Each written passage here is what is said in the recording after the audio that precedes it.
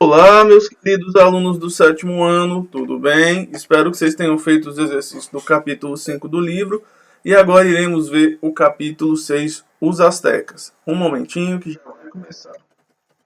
Inicialmente, o nosso primeiro tópico é dos primeiros habitantes às culturas agrícolas. Dois arqueólogos norte-americanos chamados Gordon Lyne e Philip Phillips vão escrever um livro chamado Teoria e Metodologia na Arqueologia Americana, na década de 50. Logo, eles vão dividir em 5 tipos tecnológicos as culturas dos primeiros habitantes do continente americano, em 5 estágios. Primeiro estágio, o estágio lítico, lítico oriundo de rocha. Ele é caracterizado por uma indústria lítica não muito elaborada dos primeiros habitantes do continente americano, que chegam por volta de 20 mil anos. Esses primeiros habitantes eles eram nômades e caçadores-coletores.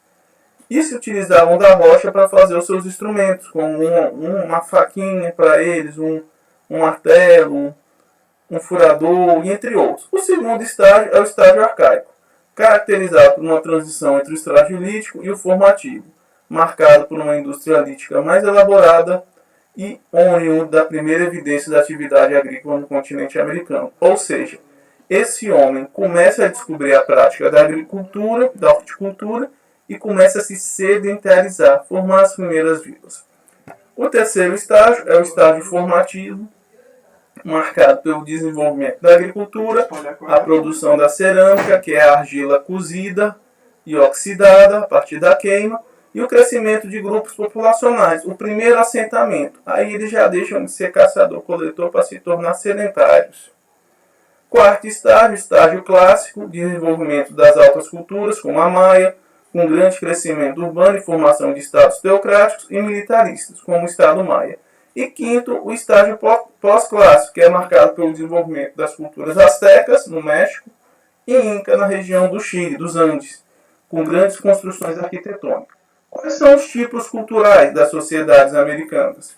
Primeiro, são caçadores-coletores ou caçadores inferiores, pobres em cultura material, não necessariamente cultura espiritual, economia baseada na apropriação, inclusive a pesca e coleta de marisco, que viviam confinados às zonas extremas ou inóspitas do continente. Seus representantes típicos foram os índios canoeiros. Segundo, caçadores superiores, ou steppes, especializados em caça maior e dotados de meios técnicos mais avançados, dado, arco e flecha, bola. Sua principal área é constituída pela planície do Chaco, nos Pampas, entre os Pampas e a Patagônia. O terceiro, caçadores-plantadores ou caçadores-horticultores, como no centro, no Planalto brasileiro, os índios Giz e Bororô.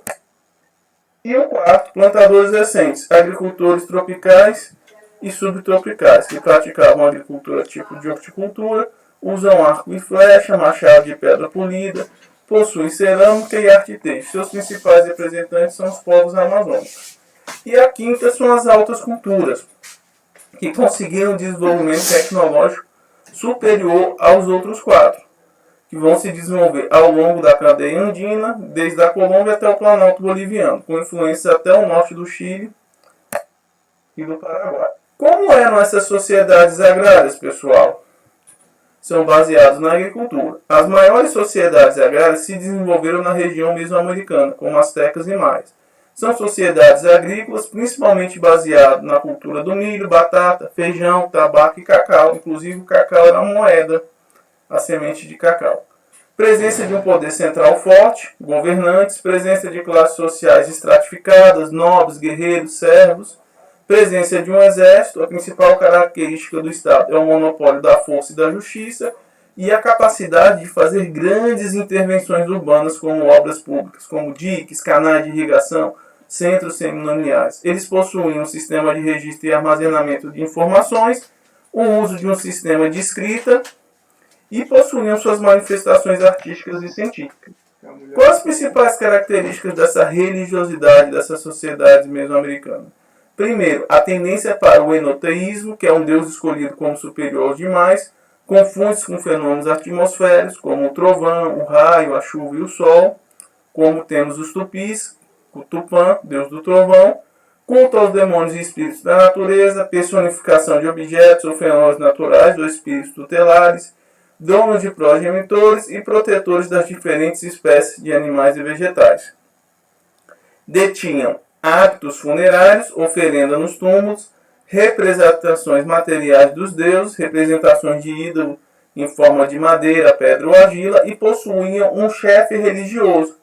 Poderia ser o xamã. O que é um xamã? O xamã é uma espécie de um feiticeiro que fazia a mediação, ele era o mediador entre o homem e a natureza, e o sobrenatural, fazendo aquele trabalho de ligação. Logo, a região da Mesoamérica, ou conhecida como América Central, que é a América Central continental, aquela região do mar, do México, e insular, as ilhas do Caribe. Ela é formada por México, Guatemala, Honduras, El Salvador, Nicarágua e Costa Rica. Essa é a América Central continental. As primeiras grandes civilizações serão os Olmecas, conhecidos como o povo da borracha, que vão se desenvolver entre 1200 a.C. até o século V a.C. Eles são considerados a cultura mãe da Mesoamérica. Logo, eles vão se expandir, chegar a 350 mil pessoas. Era uma sociedade agrícola, suas principais cidades religiosas eram São Lourenço, Laventa e Três Aportes. Tinham produção de artigos cerâmicos e arte e possuíam um tipo de escrita e calendário. Aqui é mais ou menos onde os Olmecas estavam, bem nessa região da Mesoamérica. Observe. É onde se localizam os países da América Central e o México, que pertence à América do Norte. É uma civilização que designa o povo que se desenvolveu mais ou menos no centro-sul do atual México durante o período pré-clássico. Eu coloquei um mapa bem aqui para vocês do período formativo. Dê uma olhadinha nas cidades de Laventa, São Lourenço e Três Aportes. É considerada a cultura mãe da América Central, população 350 mil habitantes, tendência ao militarismo, cultura do milho, feijão e da abóbora, praticavam a caça e a pesca e generalização dos sacrifícios humanos. Era muito comum você ter sacrifício de pessoa em prol dos deuses nesse lugar.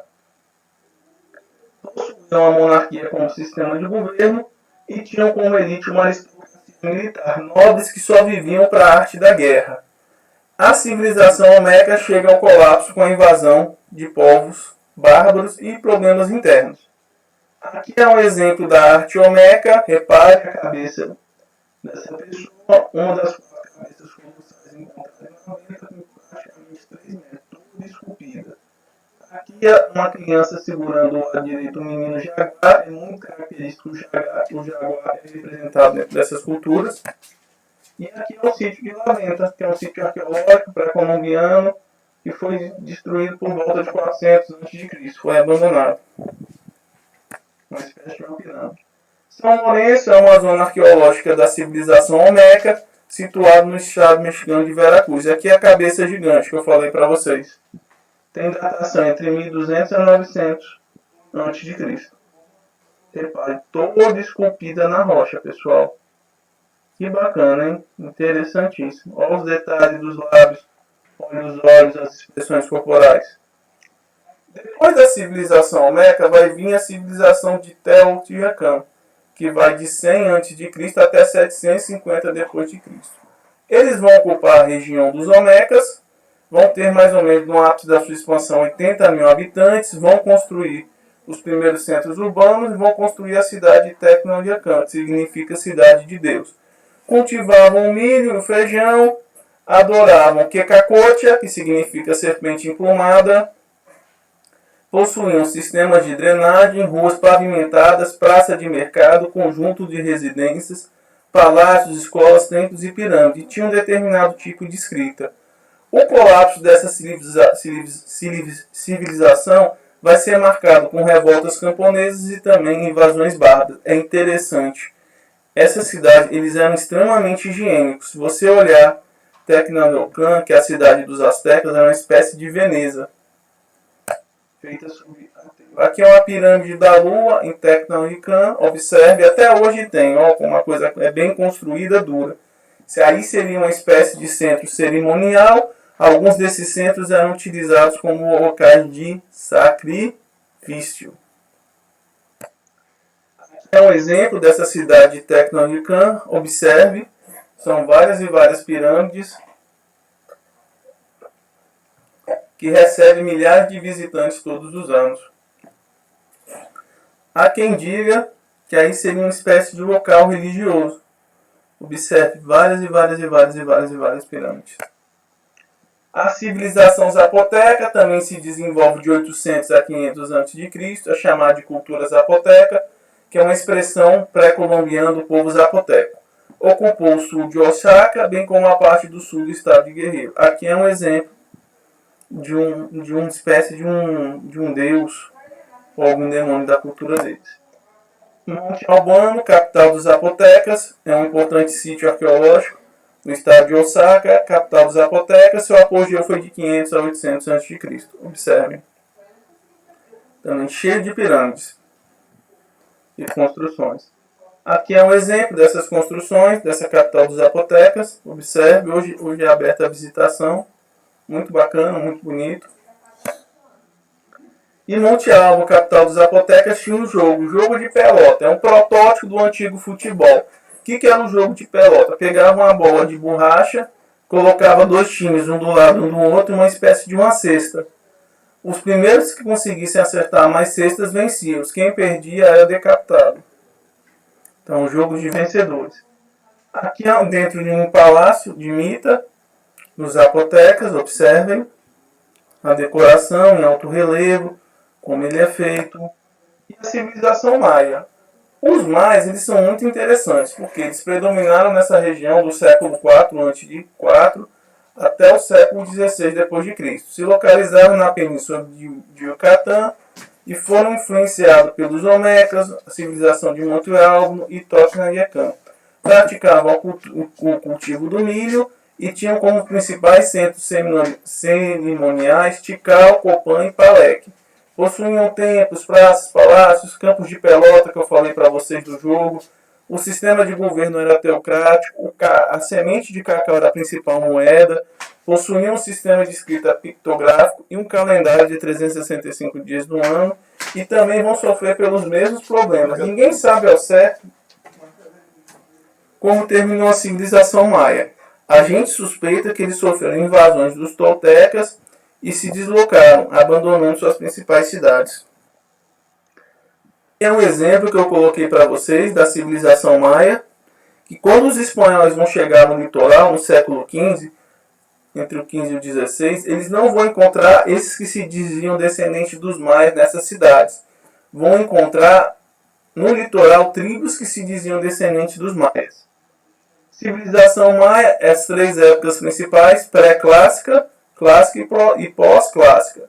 Pré-clássica, antigo, pré-clássica médio, pré-clássica recente e protoclássica. Clássico, clássico antigo, clássico médio, clássico recente e protoclássico. Pós-clássico, pós-clássico antigo, pós-clássico recente. Isso aí não nos interessa muito não, é só mais para vocês observarem. Aqui é um exemplo da cidade de Tikal, um importante sítio arqueológico dos mais. Observe o tamanho dessas pirâmides. Nessa época eles não tinham trator, era tudo no braço e no braço mesmo, que não tinha cavalo para puxar e o boi também não tinha chegado. Só tinha lhama, mas só isso nos Andes. Os caras levaram haja força para construir engenharia. Aqui é um exemplo da cidade de Paleque, outro sítio arqueológico mais importante, até hoje está de perto dessas pirâmides, observem. E a cidade de Copan, outro sítio mais importante, observe. Aqui, ó, se vacilar, rolava um joguinho de pelota, que o campinho já está no ponto. Brincadeira. Observe, pessoal, as construções. E as ruínas de Alcaracol, no Belize, também importante sítio maia. Olha o tamanho da pirâmide. E aqui algumas características da escrita maia, que era pictográfica, ó, os desenhos. Uns diziam que era fonético, outros diziam que era pictográfico. Principais características da religião maia: eles eram politeístas, possuindo vários deuses, acreditavam na existência de um mundo infernal, Xibalba, com ampla e variada população, praticavam oferendas e sacrifício humano aos deuses, praticavam auto-sacrifício em prol dos deuses, que é o suicídio, possuíam grandes centros de cerimônias com sacrifícios, orações, queima de incenso, dança e terminavam em festa, ou seja, o sacrifício era um festival. Praticavam um jogo de pelota também, como os outros povos, onde quem perdia morria. Os principais deuses maia: Ixenal, que era a principal divindade, senhor do céu, da noite e do dia, invocava principalmente nas cerimônias referentes a um novo maio, para se evitar calamidades públicas. Kinshasa, deus do sol, era popular e respeitado no período clássico. Inxau, deus da lua, patrona da gravidez e inventora da arte de tecer. Tchau, deusa da chuva, influenciava o clima. O deus do milho e da agricultura, também eles tinham. Apuk, deus da morte, que era uma divindade do mal. E Ekutsá, que era deus da guerra e dos mercadores. Aqui alguns exemplos desses deuses, uns desenhos encontrados. Ristal, Kinatuk, Itchal e Shak. Observe. Apuk, Ekak, esse último deus dos mercadores. E a civilização tolteca. Os toltecas eles vão predominar na região da península de Yucatán entre o século 9 e 13 d.C. Era uma sociedade agrícola e militarista formada pela influência dos povos tintimecas e teotihuacanos. Principal cidade, Tulão, Tula, com uma população de 37 mil habitantes. Eles são considerados os pais dos astecas. Possuíam domínio da metalurgia, da escrita e tinham um calendário. Eles entraram em decadência provavelmente por conta de conflitos externos com outros povos e disputas internas. Aqui é um exemplo da cidade de Tula, que eu trouxe para vocês, que eu tirei no livro. Observem as pirâmides. Aqui são exemplos, guerreiros toltecas, representados pelos famosos Atlantes, que seriam da cidade de Atlante, de Tula. Foram esculpidos, justamente. E a civilização asteca. Toda vez que eu lembro de Azteca, eu lembro do México. A palavra Azteca significa mexicas. A sua principal cidade era Tecnolitã, que significa rochas de cacto. Era uma sociedade militarista, agrícola e teocrática e possuía uma estrutura de 38 províncias e 371 cidades. A sociedade dividida em classes sociais, Pimpim, que eram os nobres, potecas, mercadores, Massintim, camponeses e Taloquitim, prisioneiros. O chefe de estado era o Talone, o Taloque, aquele que fala, e adoravam os deuses toltecas como Quecacote, que é a serpente empumada. Possuíam um calendário, escrita pictográfica e uso da metalurgia, mas desconheciam o uso do ferro. Praticavam a cultura do milho e realizavam sacrifícios humanos. Aqui é um mapa de onde os astecas habitavam, pessoal. Observe, Tecnodecan bem ali, no centro mais ou menos. Esse era o domínio das províncias dos astecas quando os espanhóis chegaram. Aqui é um exemplo dessa capital. Essa capital dos astecas é uma obra arquitetônica de muita importância, porque eles construíram praticamente uma Veneza, uma cidade feita sobre o aterro no meio do lago, com um sistema de diques e represas para não ser inundado. Olha que bacana, que interessante. Veneza foi construída pelos romanos, que começaram a construir na época de Júlio César, a partir de aterros. Olha como a cidade, a capital dos astecas, era extremamente interessante. Era uma ilha no meio de um lago. Aqui é uma foto do alto dessa cidade, que tinha essas pontes que davam acesso e eram protegidos por vários diques que impediam eles serem inundados. A civilização asteca, ela foi a criação da Confederação Azteca em 1434, uma aliança entre as várias tribos para dominar o Vale do México. Em 1473, conquistaram o Golfo do México e a costa do Pacífico, chegaram a ter 25 milhões de pessoas sob seu comando. A Confederação Azteca cobrava tributo e exigia fidelidade militar, além de realizar sacrifícios dos prisioneiros em prol dos deuses. Possuíam as maiores cidades do mundo, cuja capital tinha mais de 250 mil habitantes. Nenhuma cidade europeia tinha essa população, cara. Em 1521 vão ser conquistados por Hernán Cortés, um espanhol que veio se aventurar, e sendo escravizados pelos espanhóis. A ajuda de uma índia ajudou muito. Maliche, que traduzindo ou Marina ou Marinho, que serviu como tradutora para os espanhóis e ajudou Hernán Cortés nessa empreitada, terminando extremamente rico. Os espanhóis tiraram muito ouro e prata da civilização azteca. O Hernán Cortés ele vai chegar no México, ele vai liderar uma expedição para o interior em 1519 e vai buscar informações acerca de uma grande civilização e, a partir dos conhecimentos dos indígenas e sua amante Marina, descobriu os pontos fracos dos astecas. O imperador azteca Montezuma II pensou que os espanhóis eram deuses, porque eles davam tiro com pólvora, andavam em cavalo, e os espanhóis souberam utilizar os aliados e inimigos dos aztecas para derrotar Montezuma II em um momento de hesitação. Montezuma II vai ser morto por populares e os espanhóis expulsos da capital em 30 de junho de 1520. O episódio é conhecido como Noite Triste. Mas, porém, Cortés retorna com os reforços e destrói a capital e conquista o maior império das Américas em 1521. Aqui é um desenho da época, Diego Munhoz Camargo, de 1585, Cortés e Malinche, a amante dele. No final ele fica com ela, depois repassa para outro nobre, e ele termina casado com ela. Aqui é a Noite Triste, quando os espanhóis vão profanar os deuses astecas e vão ser expulsos pela população. Foi a maior derrota de Cortés. Montezuma II vai ser morto bem nessa época, observe. Ele era um imperador azteca. E a religião dos astecas. Eles possuíam uma multiplicidade de práticas religiosas, não podendo ser classificados em uma única religião, mas várias, porque eles pegavam os deuses dos toltecas e de outras loucas.